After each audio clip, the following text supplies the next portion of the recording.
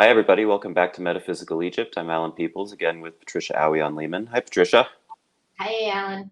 We are continuing our three-part series on the alchemy of the Sphinx and the cosmic serpent. This is part 2. So yeah, this is a three-part series because we're continuing a really powerful and important topic, and it's about the symbolism of the lion.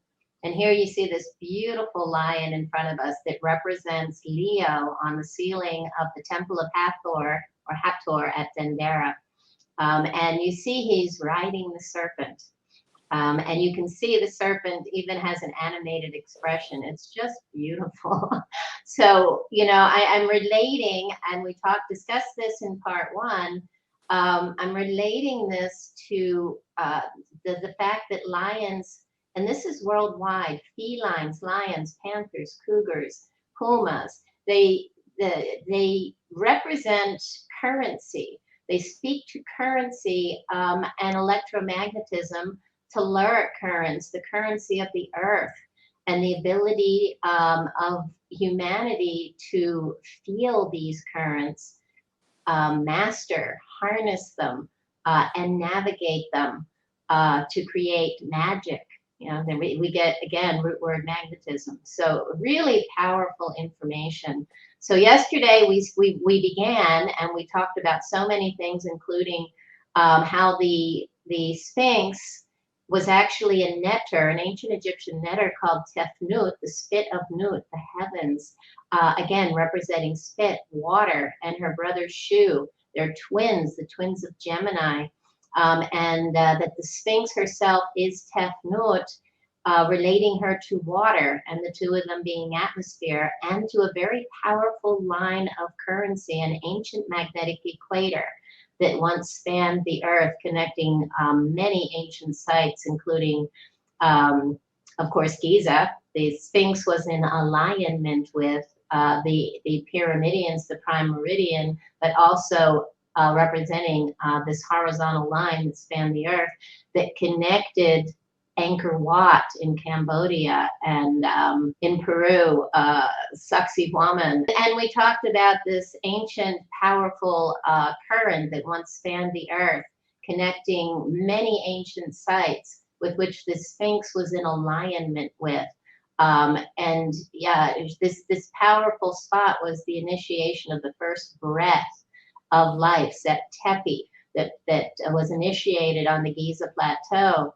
And so this line connected sites like Petra and Angkor Wat and Mohenjo-daro and Easter Island and the Nazca area, and many other sites around the globe that were building structures to harness this currency of an ancient magnetic equator, which is really the coming together of two dual opposing currents of the northern and southern hemispheres of the earth. So yes, this is a path of fertility. It's a path where life and the land was once lush and beautiful and rich and moist. And this, water means life. That's what, the Ankh represents water. It's the key of life. And the currency is the true treasure on this earth. It's not money, it's currency itself. And where do we store that? In riverbanks, banks, right? It's powerful currency. This is the gold of the earth, right?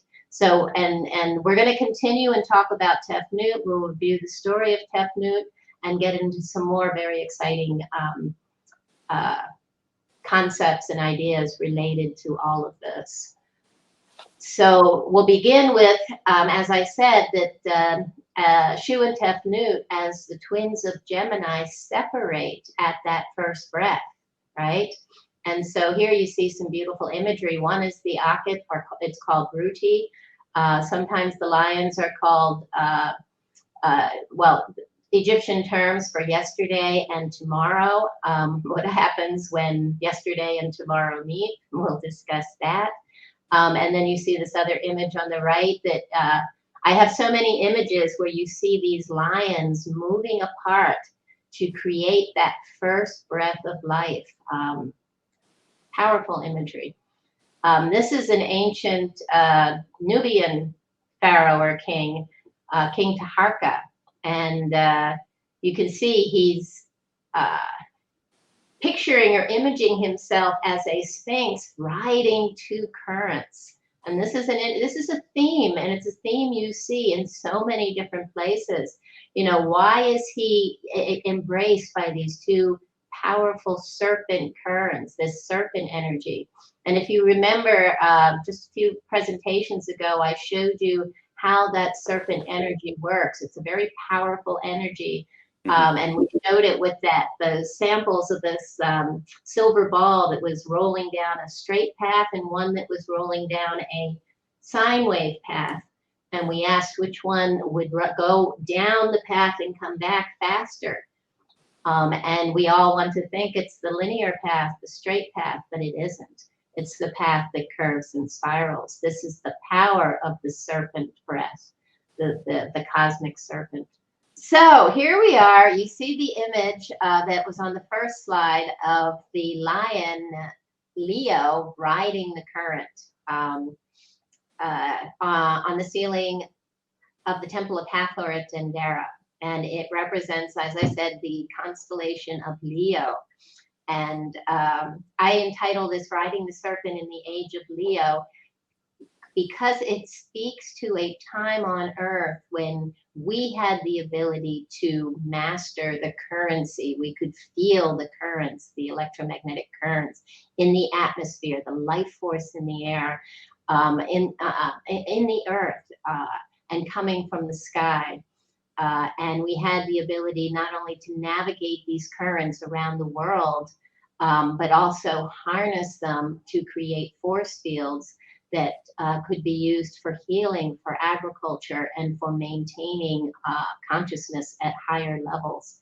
And during this golden age was the men, what I would say, men become lions. We are the lions, we are the felines. And if you're not familiar with the precession of equinoxes that explains how we precess through ages and stages, you can look that up. I promise you we're going to talk about it in a upcoming presentation. But, you know, we precess through these ages, and each age, there's 12 of them, just like the zodiac signs.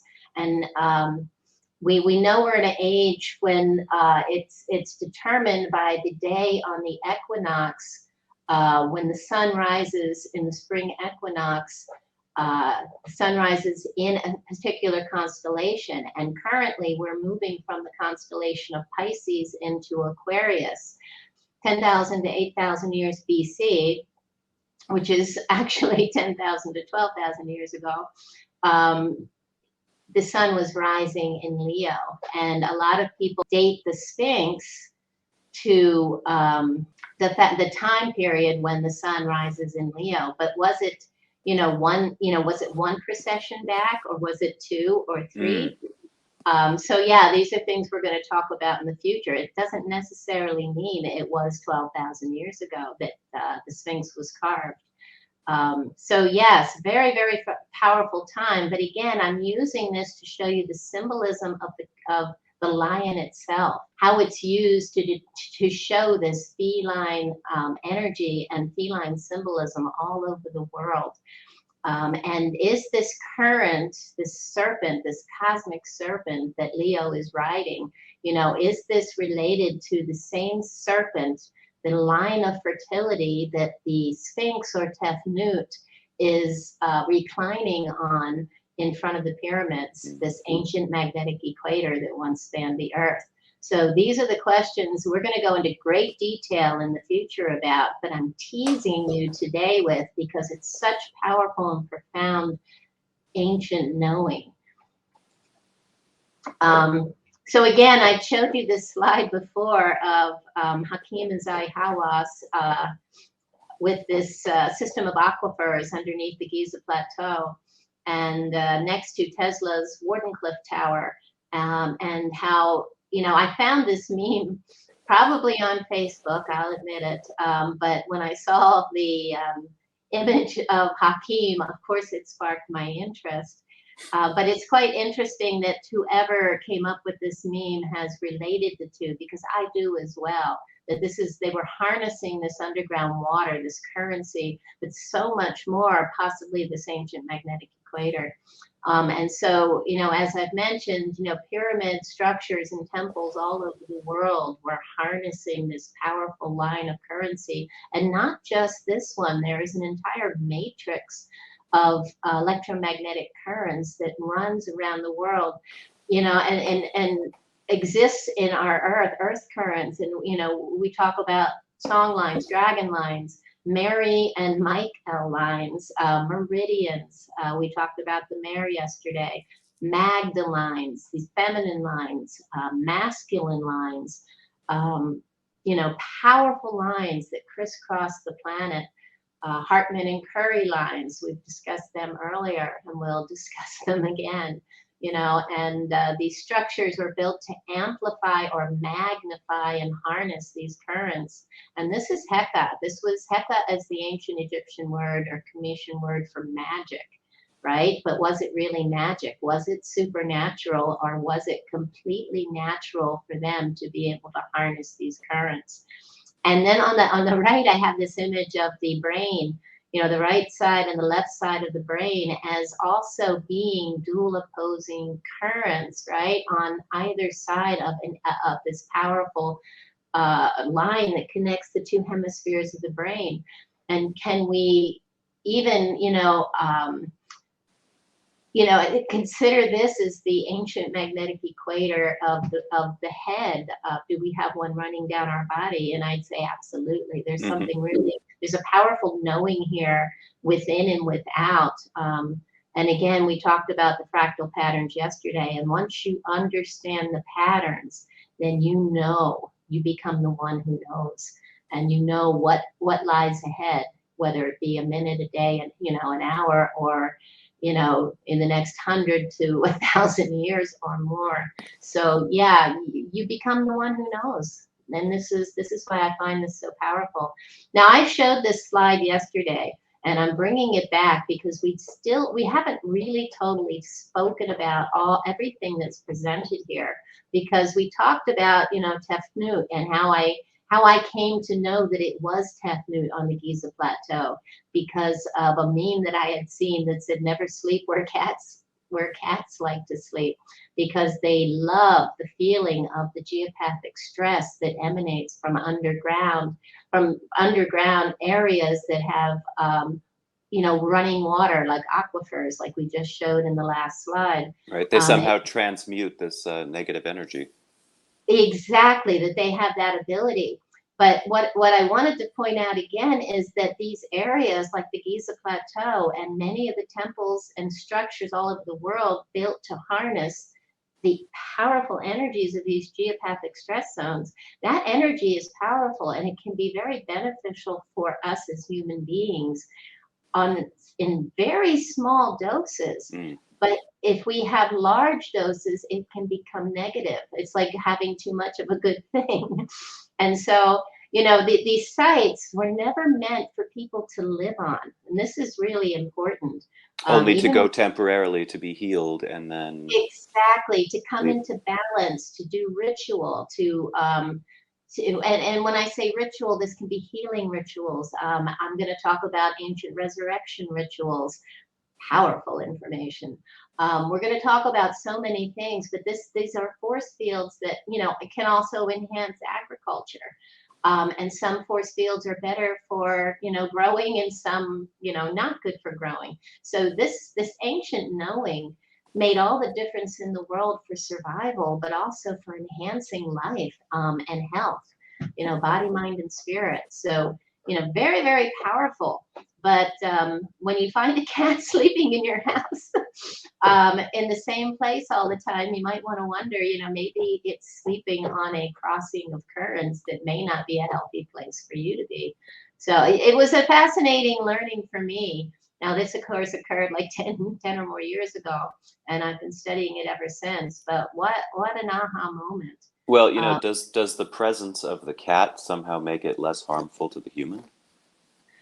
Well, that's a whole that's a whole other lecture because cats, Is if that why they say, people love cats so much? They well, make no, I think that goes deeper. There is something about feline energy.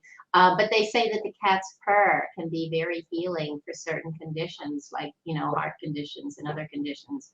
So there is a healing effect. And I think, all living organisms have, the pros and cons and the heal, can be healing for each other. All the plants on the earth have, healing medicinal qualities hmm. for certain things, and some are poisonous. So these are the things. This is the knowing. This is the currency that we could once speak to the plants. We could once, interact telepathically, I believe, with all the organisms on the planet. And we have devolved to such a point where we think we're separate and they're not even sentient beings, and yet they are. The earth is sentient. Rocks are sentient. Trees are, oh my gosh, I've had amazing, given amazing knowledge from trees. That's, again, a whole other story. Water So, itself, we know, contains memory. exactly. And once we can awaken our senses again to feel these currents, to remember, to know, can you imagine? It's like walking and stepping into your power again. And so when you think that they put this huge reclining cat, right? Never sleep where a cat sleeps, and what did Tutmos the Fourth do? Again, a whole other story. He slept, at the foot of the Sphinx, but Had a you dream. exactly. But seriously, I believe that she's one of the most powerful symbols placed on, his huge statue placed there to give us a hugely profound message. And I think it's coming into its own in this exact moment in time. And so these are some of the things we will be leading up to as we continue on with these presentations. I hate to make you wait and keep promising, but understanding these basic concepts at their deepest levels will help you to understand where I'm going to take all of this. So I just wanted to add a little more about the Sphinx because, we can only tease so much. I did travel with Robert Schoch on a couple of tours several years ago. And, there's that wonderful story about how John Anthony West asked him, and this was based on John Anthony West's study of Schwaller-Lubitz, who was the first to suggest that the Sphinx was far more ancient than 2500 BC. And so John Anthony West invited Robert Schoch to come and study the area around the Sphinx and the Sphinx itself to verify what he believed to be true of what Schwaller-Lubitz had said. And Robert Schoch has spoken many times. He's written a couple of books. And he has dated the Sphinx to, yes, originally he said it was at least 6,000. And then in the last book, I think he extended that to 10,000 years. When you speak to him in person, he'll tell you more. I've been sworn to secrecy, but, Hakim said that the Sphinx he believed 54,000 years old. And he gets this from looking at the sun rising in the east, and he says it's at least 2 degrees off. And he marks these 2 degrees as spins around the cycle of precession. So, these are the things. Look for these simple things about where the sun rises. And an ancient monument can contain so much knowing for us in mapping out our past and so therefore our future. And then here's some more lion symbolism. I just find this also interesting. Again, I mentioned Horamakit yesterday, meaning the a-lion-ment. And many call the Sphinx today Horamakit, Horus in the horizon, or the boy in the horizon. But meaning this a-lion-ment that I believe is related to an ancient magnetic line of fertility or magnetic equator. And what I found interesting is, lions were incredibly significant within the symbolism and mythology in so many different countries and ancient cultures. They always represent a powerful wisdom and knowledge of deep connection to and ability to harness, solar, stellar, and all earth currents.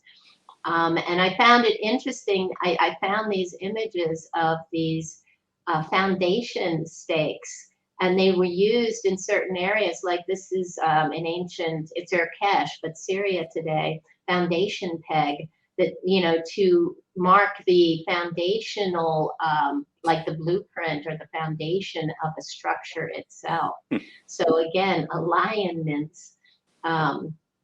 Just really, really amazing. Here's one from the Louvre, and the lion has got his paws, on the foundation document, the foundational currents, the foundational, for these ancient temples that were harnessing currency. There are no accidents. Yeah, nothing was by chance. These were built in a very specific place for a very specific purpose. Exactly. With very specific materials, mind you. Absolutely. Absolutely. I even show the detail upper right-hand corner from Tutmosis the Fourth's dream, and the sign that you can see in the symbols in the dream stela that say Horomaket. Yeah, yeah. Hor-em. And in the lower right-hand corner, or left-hand corner, sorry, you can see the symbol of the lion and the forepaws, and that represents L, right? So really fascinating. L as a tone, as a sound, lion, L. And here's that image again of zodiac sign of Gemini as Shu and Tefnut. And Shu often imaged as a lion as well. So again, and I mentioned this before, notice the spark gap there between their hands. The lion's charge as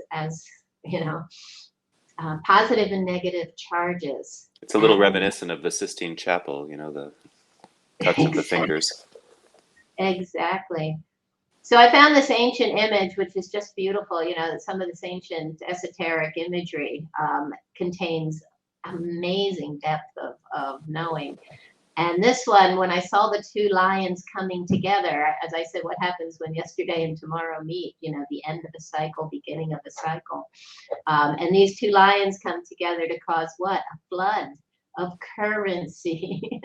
So, and I told you the story of Tefnut, that she, on an annual cycle here in Egypt, she was related to the annual flooding of the Nile. So lions are often related to these floods, right? Flooding of currency, that is, basically life force itself. And there is an ebb and flow of life force.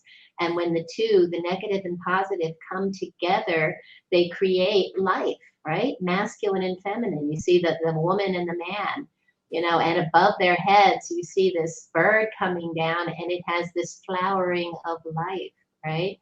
So it's all associated with cyclical floods and rebirth, death and rebirth, masculine and feminine currents uniting to create life.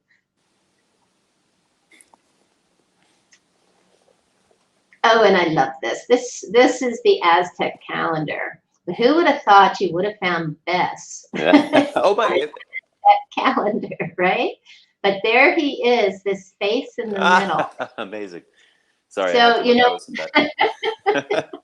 well, Bess, the Egyptian Bess on this slide, if you look in the lower right-hand corner, this is a carving, a stone carving that you see outside the temple of Hathor at Dendera. Yes, I love that temple. But it's a beautiful image of Bess himself. But you can see, he's got the tongue out. Well, so does the Aztec, the center of the Aztec calendar. The image next to him there on the bottom right-hand corner is from Greece. And look how you can almost draw a line down the center, and you've got the darkened side hair on one side and the lighter hair on the other, showing this dual opposing, the two sides coming together, and then the mouth open, it's so similar to the slide we just saw. And I like to call him the great he, she, because he's been known to be androgynous, he's been known to be masculine, and he's also known to be feminine. And in fact, in Minoa, ancient Crete, in ancient Crete, he was known. You saw images of Bes as a female. So what I always say is, if you go back far enough, and the netters were androgynous, they were both masculine and feminine, and then they have this divide, just like at Gemini, when the recognition of masculine and feminine, and then they separate, and they continue to separate into multitudes of netters. And you see the same thing happening in India and other cultures in the world, where suddenly, in India, you have billions of Hindu gods, right? But, originally it all stems from the one, just like, so many of our world religions speak of the one God, the one source, the one higher power, but again, dividing out into individuated aspects of itself. But again, back to the Aztec calendar, because we're talking about currency again, leaving and coming back together. And if you look at the top of this calendar, you can see there's the tails of two serpents, or basically serpents coming down, or dragons coming down on either side, and their heads meet at the bottom.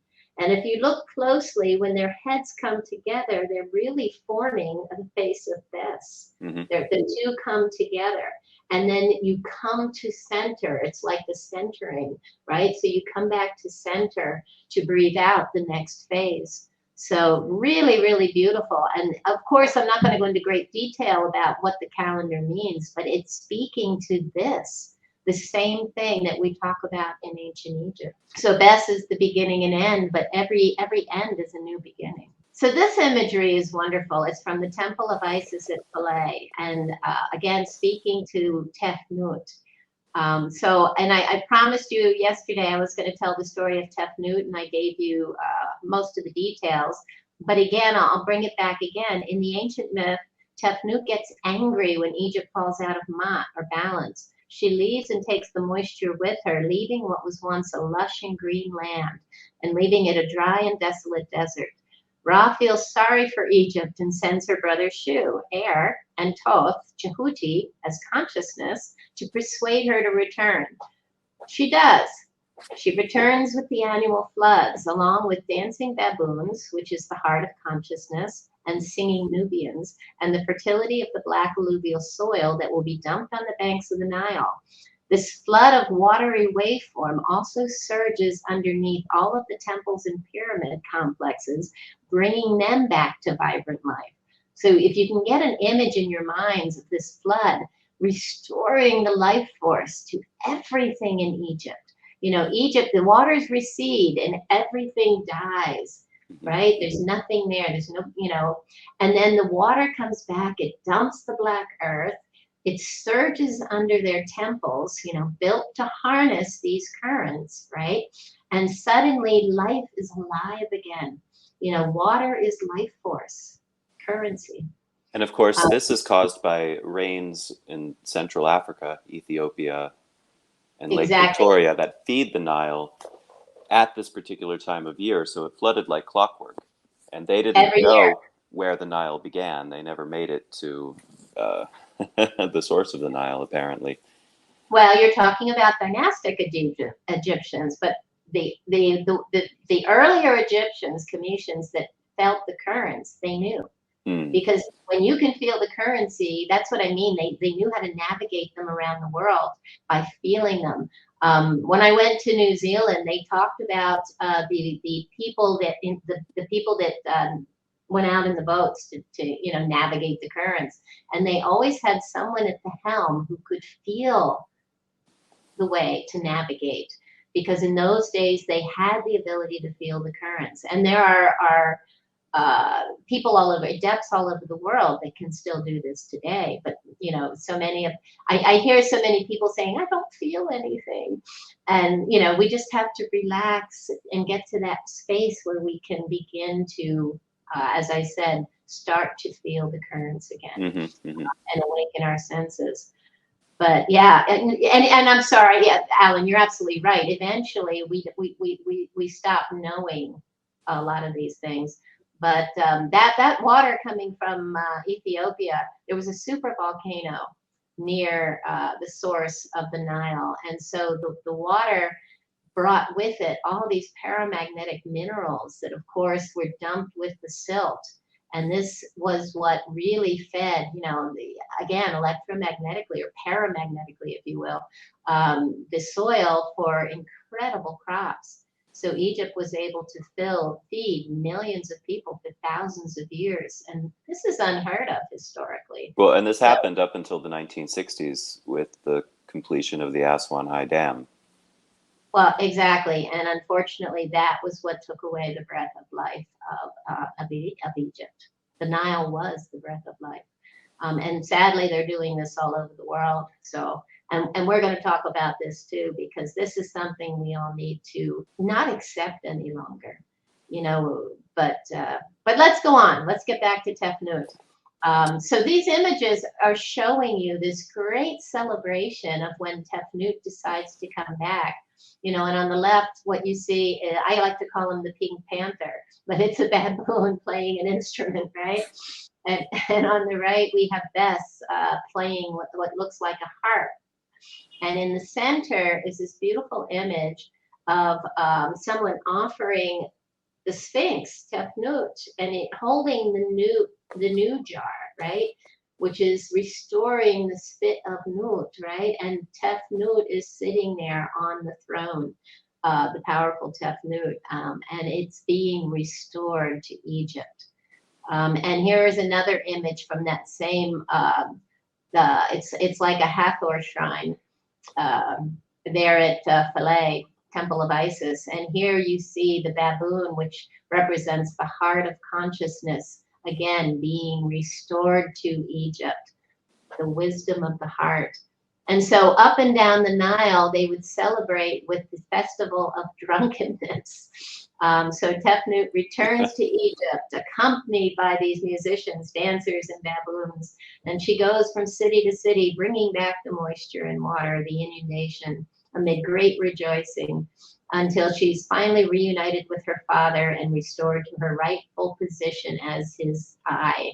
And again, both eyes being the eyes of Hathor, and one either being Sekhmet and one being the eye of Hathor, the nurturing, and the other, well, in this case, Tefnut can be either nurturing or abandoning. So yeah, and of course, always associated with Hathor as this great creator. And here again, I want to point out that this lion is always moving. Lion, L-I-O-N, and lion. Notice that ion is in the name lion.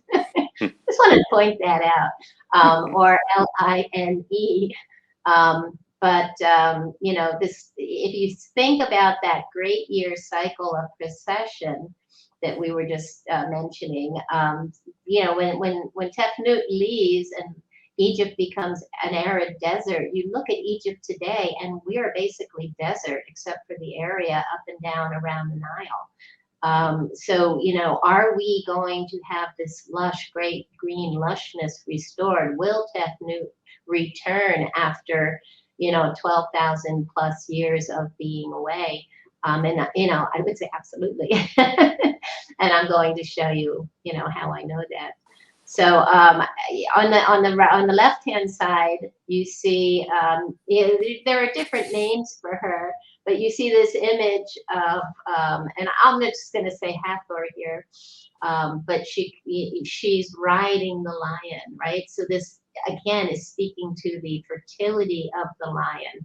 The fertility, it is a female energy, currency that's being restored. And the one above, you see the baboon and revering this return of this fertility to Egypt, this symbol of fertility. And so I'm just going to start bringing it into the conversation. This energy, this this currency, this powerful presence on earth can be likened to the Ark of the Covenant. And we're going to discuss this. I'm going to tease you with a little discussion about it, but we're going to do a full presentation coming up all about the Ark of the Covenant and what it could possibly mean here in Egypt, and where the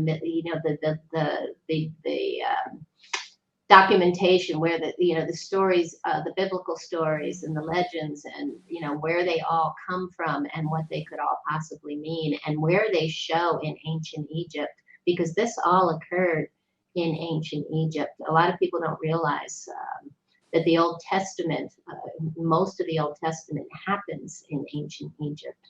But here I have, again, we were talking about the feminine currency, and many call, Mary, they give her the title of the Ark of the New Covenant of the New Jerusalem.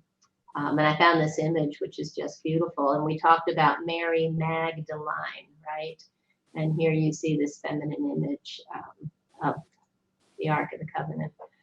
And of course, the seat of power is the womb, and the womb is the feminine, and the womb is the creative force of nature. And I want to point out here, and I'll speak about it again, that the throne is on the head of Isis. Her throne is the seat of power, and it's the birthing box. We talked about that. It's and so much more. It's the per-ah, and it's where we get the word pharaoh, because it was a feminine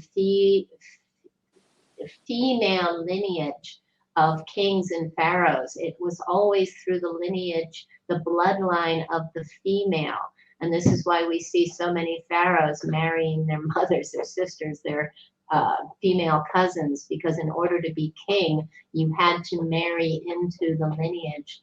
And so, fascinating history. But here you see the Vatican throne, and you see this Theotokos. Again, I'm probably mispronouncing it, but known especially in Eastern Christianity. She's the one that gives birth to Jesus, or often referred to giving birth to God, the power of God on earth. And this is a very, very ancient theme, and it's a theme that runs throughout Egypt. Through pre-dynastic into the modern dynastic timelines, this theme of being born into divinity. And it also has to do with the resurrection rituals. So in just incredible imagery that all speaks to the same thing. And it's about this powerful fertility, feline, feminine fertility. And here's some imagery, because we keep saying that Egypt was much, was once lush and rich and beautiful and filled with life. And so I just like to show it pictures so you can even imagine it. And, I almost named my website Horror Rising, and everybody said no, because we relate the horror to something negative today.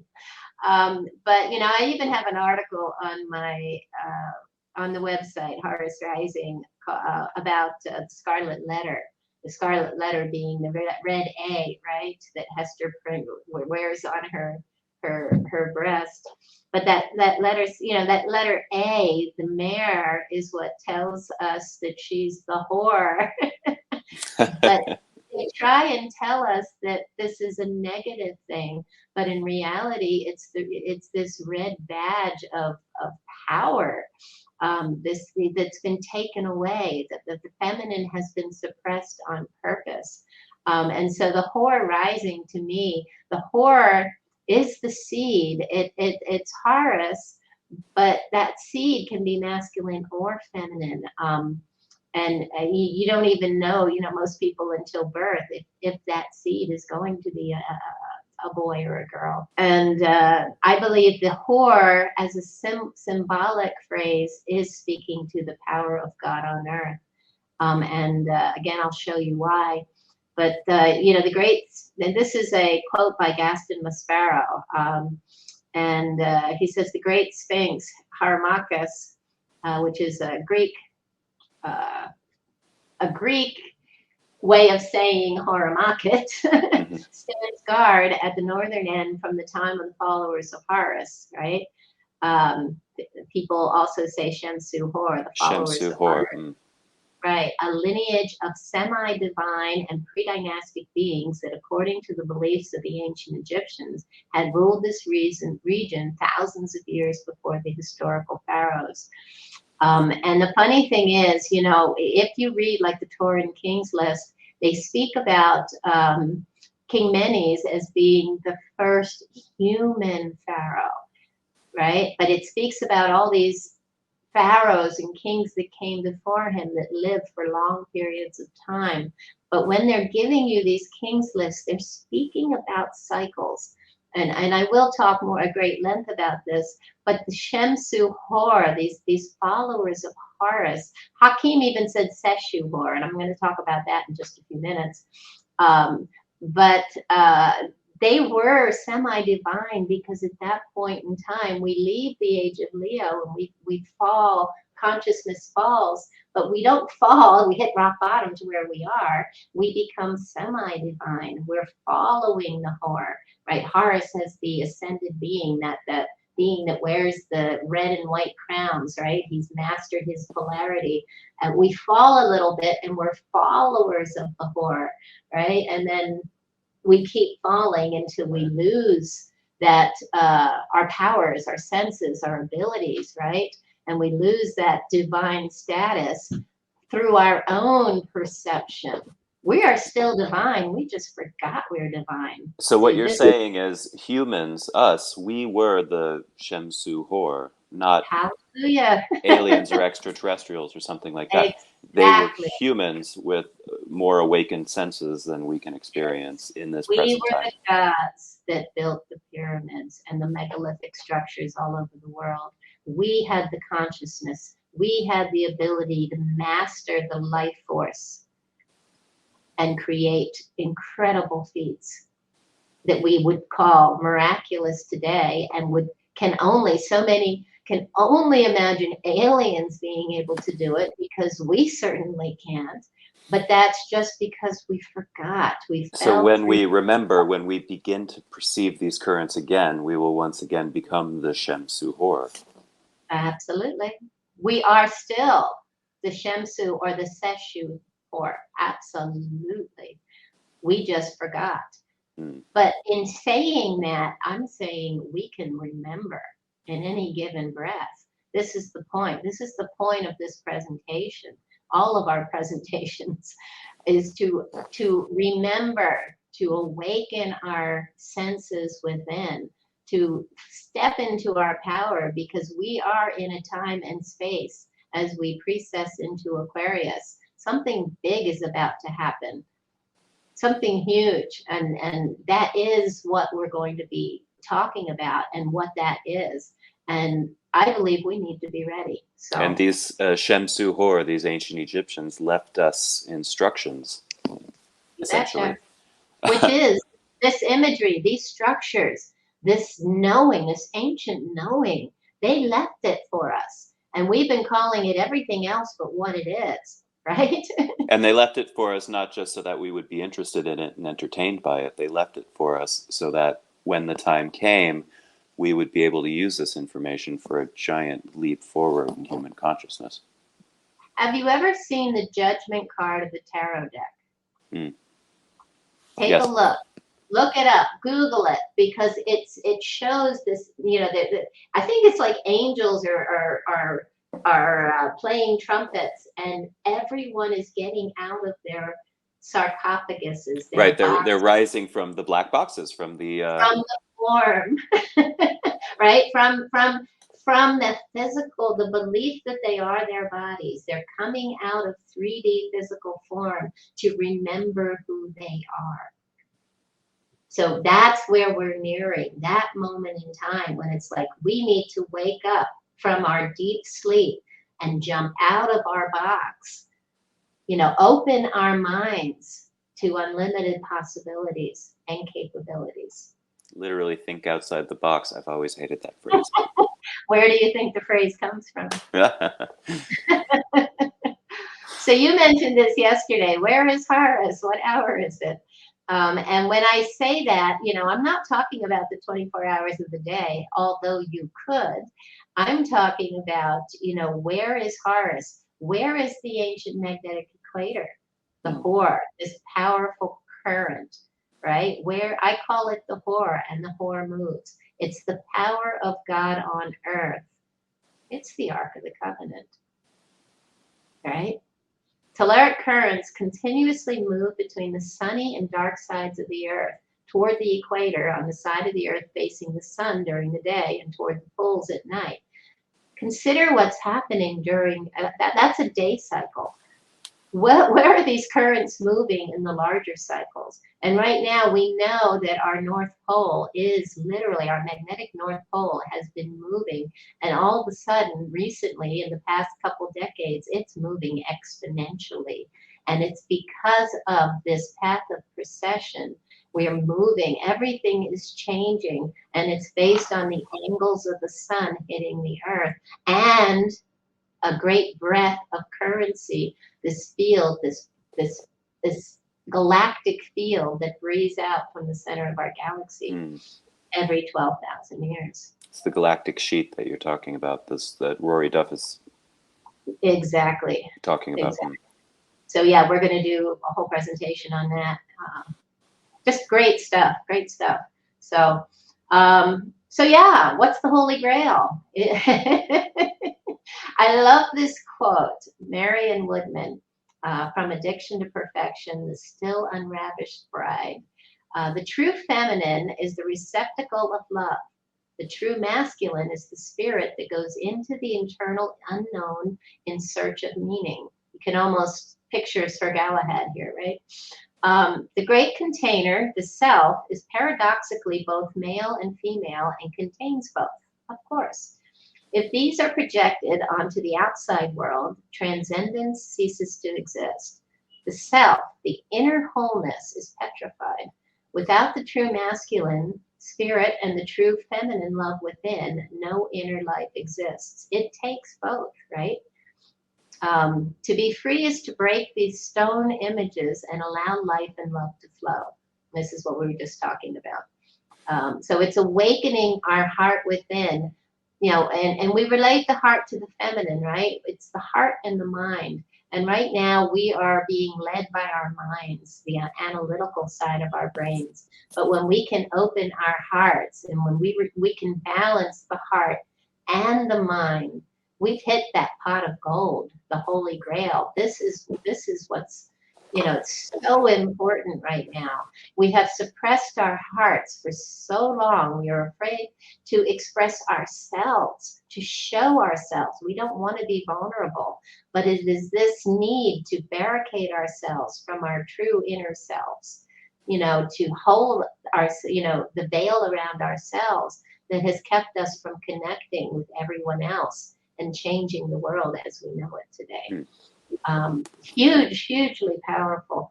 And this image, you see the baboon holding again the new jar, or you know, this wisdom from within. And next to him on the right is an image of Nebhet. And Nebhet is the precious place. She is, in my opinion, the hidden heart, and she is related to, in the biblical stories, Mary Magdalene. She is the hidden heart without a doubt. And I believe the hidden heart is the grail. This is the grail we are all seeking. And it is so important right now to release that tear open our chests, as I keep saying, and show our hearts. And this other image has to do with Hathor, and you see the bark. And again, this movement of this great, divine, feminine, creative, powerful, birthing energy. Above this, it's like an outline of her face. Again, you see the shrine, the birthing box, and it's moving, right? And in my opinion, this is the Ark of the Covenant. Grail in motion. I took this picture Were you ever with me when we went to the National Museum in Delhi in India? No. Uh, well, it's an amazing museum. I love these lions, and I think I'm going to show another picture of them. But you can see the feminine and the masculine, and the Grail in between with a box. And there's, you know, they're separating like shoe and Tefnut. You know, I'm not making this stuff up. It's everywhere. I call it the seat of power in motion, right? I took this actually, the image on the left with you last, in October of 2020 when I came to New York and we went to the Met. Oh, yeah. I've always used it in my presentations before, but seeing it up close was just, you know, it's golden and it's gorgeous. And it's the seat of power in motion. It's always carried by these lions, currency, right? Well, what is the Ark of the Covenant? And the image on the right, you know, always in motion. It's moving. The powerful birthing box. And again, these are ancient images of Horus, but also, you know, again, I call it the horror. You know, the one on the right is a Seraph, and it's holding the name of the first dynasty king of Jet. And you often see this image of Horus above, and he's riding this current. And the other one on the left, you know, there's Horus with the double crown of Upper and Lower Egypt, harnessing his polarity and riding a current, a serpent. At SHEMSU's temple, it's amazing. There's you know, at the bottom of the banister, the stairway going up, you see these great images of Horus, and behind him there is this serpent sine wave going all the way up the banister. It's very like Chichen Itza, isn't it? It's exactly like, you know, it's the currency. The sun rises and you see it, you know, taking the path through the center path of the temple, which of course is the horror. It's the magnetic equator of the temple, if you will. So yeah, just, you know, just amazing that you see this everywhere. King's List, the Syrinx with the names of the early dynastic kings. Even the name of Menes in the upper left-hand corner. Narmer. Yeah, Narmer. Well, Menes or Narmer, same person, right? But the glyph says Narmer. Yeah, yeah, yeah, it does. But it's the power of God, divinity in motion. It's powerful earth currents. You know, God is the creator, and these are lines of fertility. And the Seraph was a highly sacred symbol representing eternity as well, specifically the path of the sun, or sun, S-U-N or S-O-N, as an angle or ray of light interacting with its own image or mirror in form. It contains the label for the stage of the path of the whore. Again, you know, labeling cycles. As I said, King's List of Horus on the horizon. Cycles within cycles within cycles. And SHEMSU Hor again, followers of the Hor, and the Ark of the Covenant. The path of the Ark of the Covenant, this is a map of Egypt. You can see the delta at the top, the Mediterranean. It looks like a beautiful lotus, and the stem being the Nile. And the path of the Ark of the Covenant is the same as the path of Mary, Joseph, and Mary, the same as the path of Alexander when he visited Egypt, and it's the same as the path of even the Templars when they came to look for the Ark of the Covenant. You know, they're all looking, and they're taking the same path south as we speak about the ancient magnetic equator as Tefnut, fleeing south to Nubia, to Ethiopia, right? And what is the Ark of the Covenant? Where do they say it is today? But in Ethiopia. But I always like to remind people that there are two. We have Shu and Tefnut, right? There is the Ark of the Covenant that Moses is told to create by God on the mountain, Mount Sinai, right? He's supposed to go down and make the Ark of the Covenant according to God's directions. But we also have the Ark of the Covenant that is made by King Solomon. And again, I'll do a whole presentation on this, but there are two arcs, and maybe one is the feminine and one is the masculine. And they are shown in beautiful, beautiful ways at the Temple of Edfu, who speaks to Zep. The whole temple speaks to Zep Tepi. And they have the building text. So all of these things we're going to talk about, but it tells the story of all the things we're talking about in this presentation today. Of the two arcs separating and then coming back together. Exactly. So this great powerful line that divided Upper and Lower Egypt, you know, which is way up close to, you can see at the top, we have Giza, Saqqara, Memphis, right there toward right where the flowering of the lotus is. You can see Cairo right there at the bottom. You know, this is where Upper and Lower Egypt are divided at this magnetic equator. It's all quite fascinating. And of course, in Egypt, south is up, right? The Nile is the only major river in the world that flows from south to north, right? Exactly. And Upper Egypt is south, Lower Egypt is north. You know, it's mind-boggling for some, but it makes sense when you realize that the divine feminine is the south, and the masculine is the north, and it's dual opposing wave spins of the southern and northern hemisphere. But that powerful line moves, and it moves south, and it's going to come back, in my opinion. So I call this one the highway to heaven, because when I went to India and to Cambodia, we found Horus everywhere, didn't we? Of course, Garuda. And Garuda, look at him in the middle picture where he's got his foot on the serpent, the line of currency. And he always does.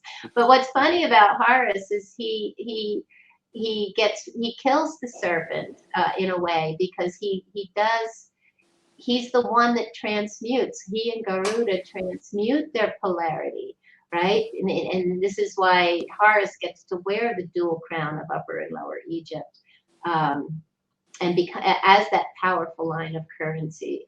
And like you're pointing out, we see this motif with the hawk and the snake, you know, repeated again and again all over the world. You see it on the flag of Mexico.